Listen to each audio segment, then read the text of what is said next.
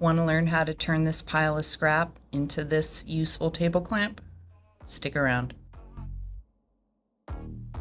You're going to want to cut 3 of these pieces at 4 inches each. I'm just using some rebar I had laying around. And then you're going to want 2 of these pieces at 5 inches. Here I'm just marking my flat bar at 1.5 inches, and you're going to need 3 of them, and a couple pieces of square tubing. Just getting the pieces cut to size.